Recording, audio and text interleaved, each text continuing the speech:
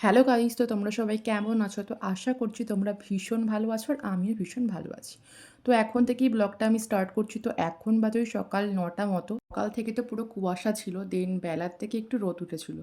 তো আজকে সকাল সকাল আমি সমস্ত কাচাকুচি কমপ্লিট করে নিয়েছি। দেন আমার রান্নার টিফিন সমস্ত কিছুই কমপ্লিট হয়ে গেছে। তো আজকে টিফিনে বানিয়েছিলাম এগ স্যান্ডউইচ। আর এদিকে দেখতেই পাচ্ছ বরের জন্য আমার ভাত বাড়া কমপ্লিট।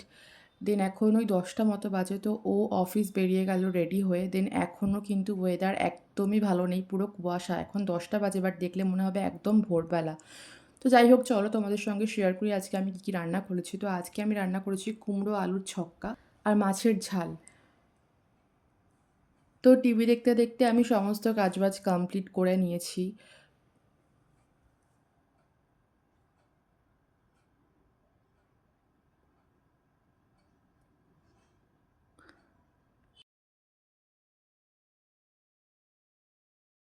দেন আমার স্নানও কমপ্লিট। তো এখন দেখতেই পাচ্ছ ভালো রোদ্দুর উঠেছে, বাট সকাল থেকে কিন্তু পুরো কুয়াশা ছিল। তো যাই হোক, চলো তোমাদের সঙ্গে আমি আমার ছাদের কিছু গাছ শেয়ার করি।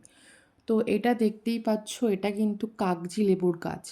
লেবু কিন্তু গাছে পুরো ভর্তি হয়ে গেছে, তো তোমরা তো দেখতেই পাচ্ছ সবটা। এইটা হচ্ছে আমাদের বাড়ির ডালিম গাছ। সব গাছগুলো কিন্তু টবের মধ্যেই। তো যাই হোক, আমার লাঞ্চ কমপ্লিট হয়ে গেছে। দেন সন্ধেবেলা ঘুম থেকে উঠে একটা লেবু খেয়ে নিয়েছিলাম। তো রেগুলারই আমি কোনো না কোনো ফল খাই। তো আবার সন্ধেবেলা দেখা হচ্ছে। হ্যালো গাইস, তো আবারও চলে এলাম তোমাদের সঙ্গে একটু গল্প করতে। তো এখন বাজে ওই সন্ধ্যে 7টা মতো।